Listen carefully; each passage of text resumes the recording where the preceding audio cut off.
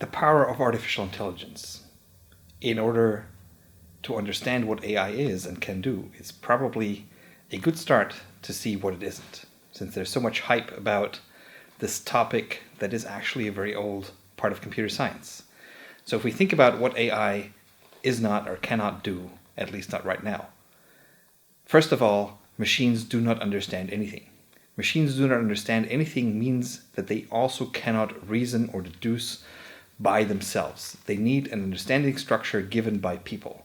What machines can do really well is compare incoming data to an existing understanding structure. A lot of bad business decisions are made because people think that a machine would understand something. They think, for example, that a machine that is a good chess player would also be a good analyst or analytical thinker, which it is not. Machines do not understand anything. That means that we as people have to gather the data and the structure and the connections, how the world actually works together. The second thing is that a lot of people these days claim that machines are built after the human brain, which is definitely not true. Just from a numbers game, a large neural network has 1 million to 1.2 million nodes, needs half a nuclear power plant to run. An average human brain has 84 billion nodes, runs on 20 watts, and the brain also has a chemical system which creates infinite combinations or configurations of the 84 billion. And if that's not good enough for you, then there's probably also a quantum mechanical system, meaning that there is entire dimensions missing of what we're doing if we're just configuring neural networks. Why is this important? It's important because it means that consciousness is not going to be created just by rebuilding the electrical system of the brain.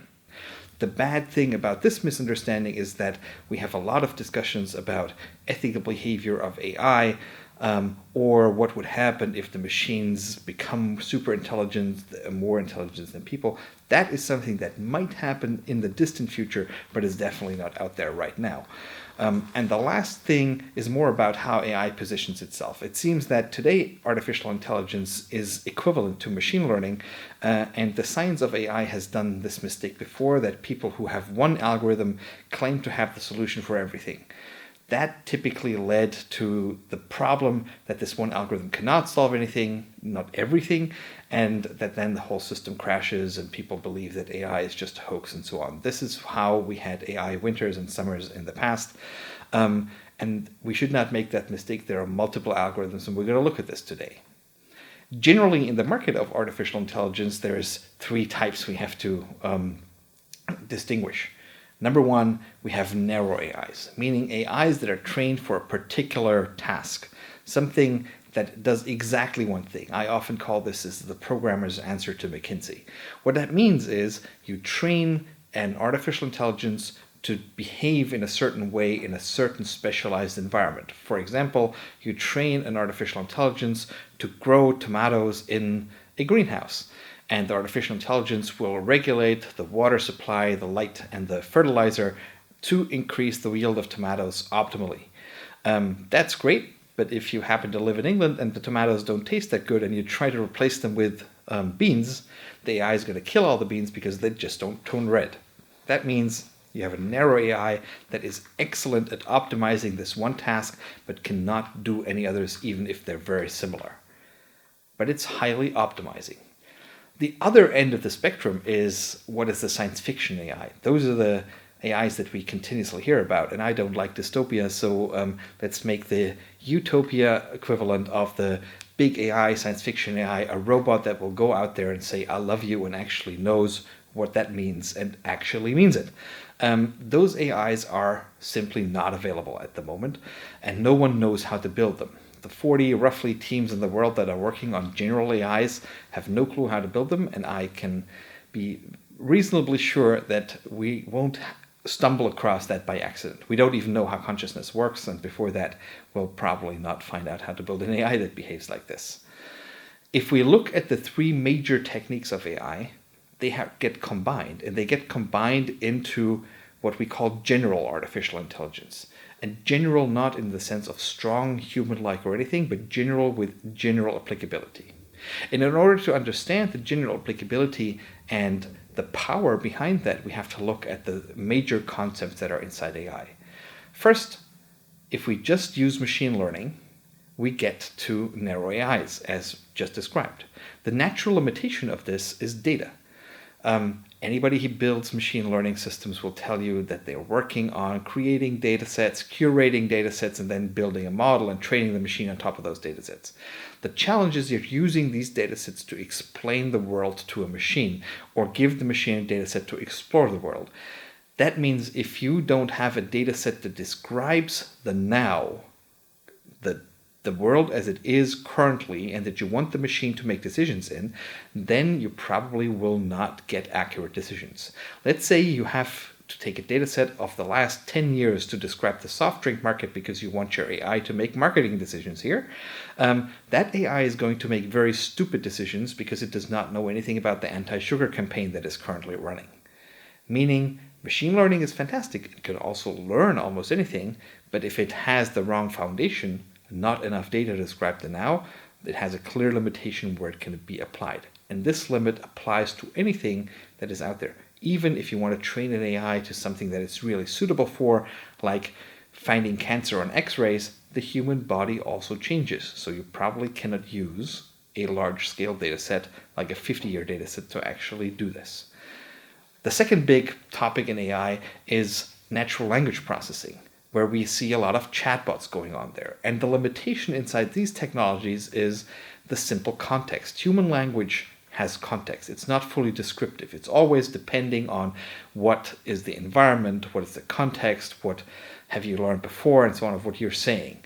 So unless you have a basically scripted dialogue, for example, you have a telephone number where people call in to call sick, and what you want to know back is how long they're going to be out for and when they're going to be back, or if you have a telephone number where you call to make a hairdresser's appointment or an appointment with a restaurant, that dialogue is pre-scripted and there are such and so many ways to do it.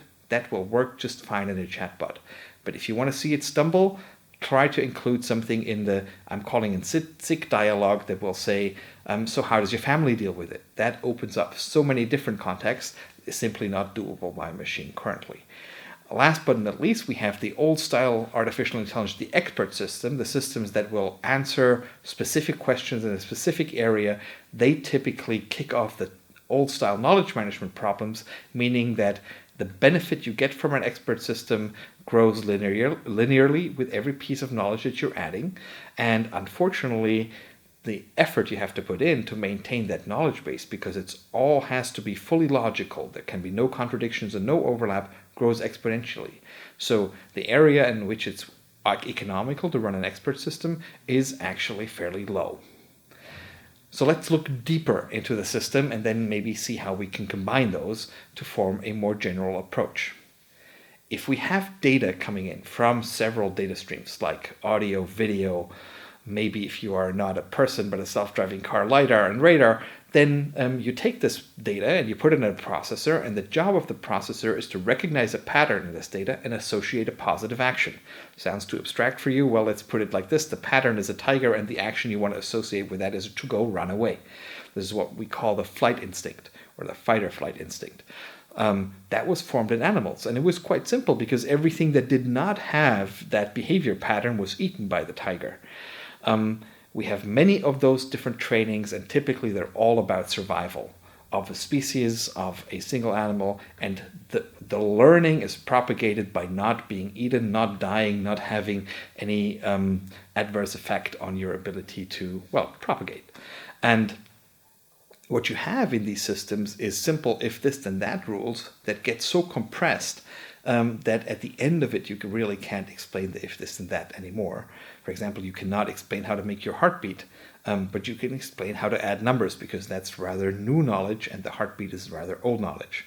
So if we look at these systems that are created by iteration and by filtering out the things that don't behave properly in the animal kingdom, we call this instinct building, and in computers, we call this machine learning. That's basically what we do. And in machine learning, unfortunately, we cannot eat things because that's mathematically incorrect.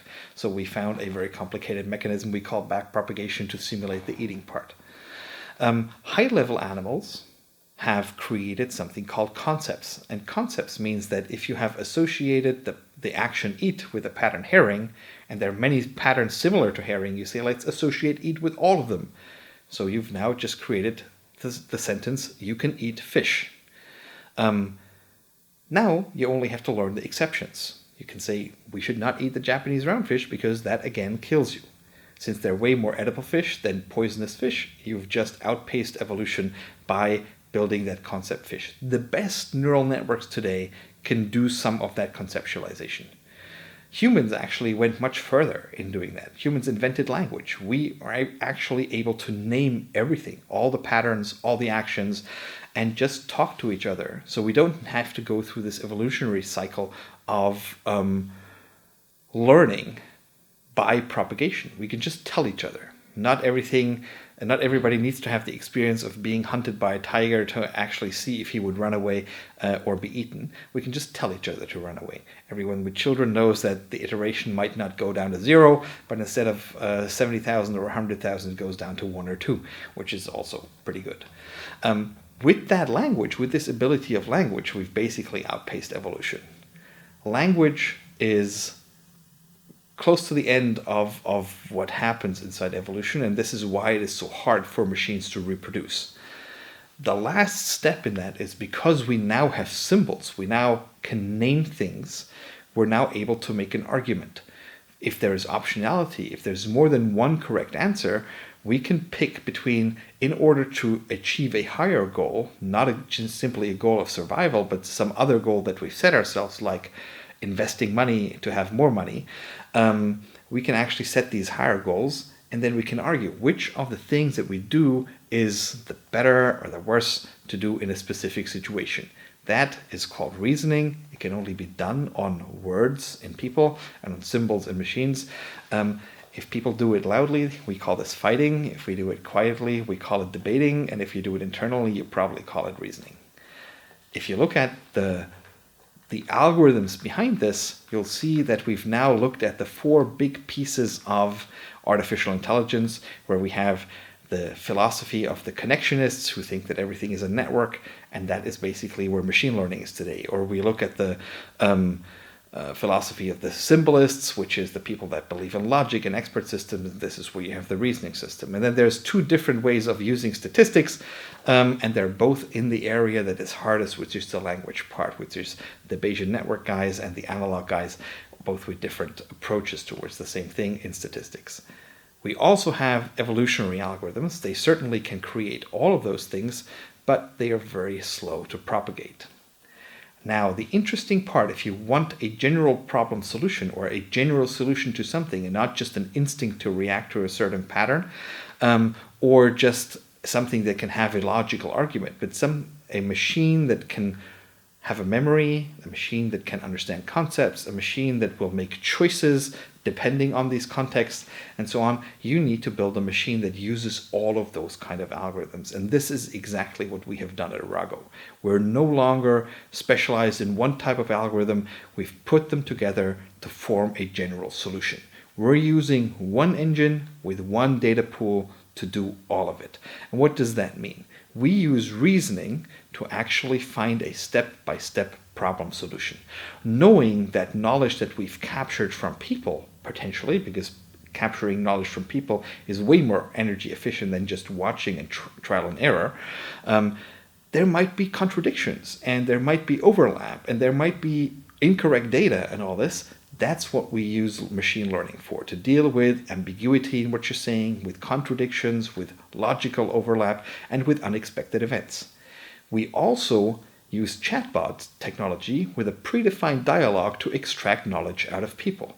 And we do remember everything that people have ever explained to us because we want to have that semantic structure to give us context in that area that we've already seen. This is precisely why we are running this general AI solution that can build problem solutions for any kind of vertical anywhere on one engine with one data pool.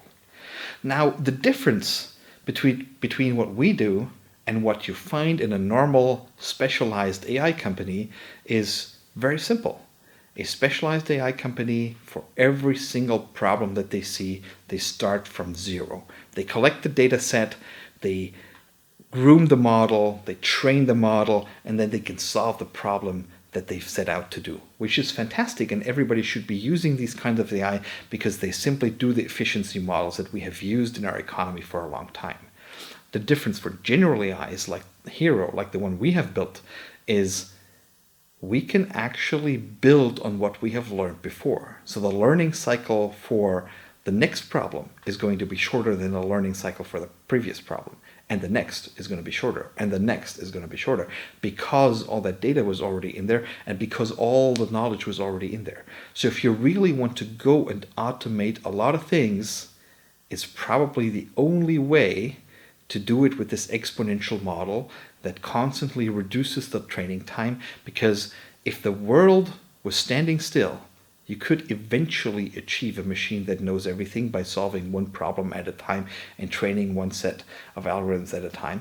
But if you know that the world is a changing system, if you know that you have to adapt constantly, there's no way you can actually evolve through this without a general artificial intelligence. And this is exactly what we've built.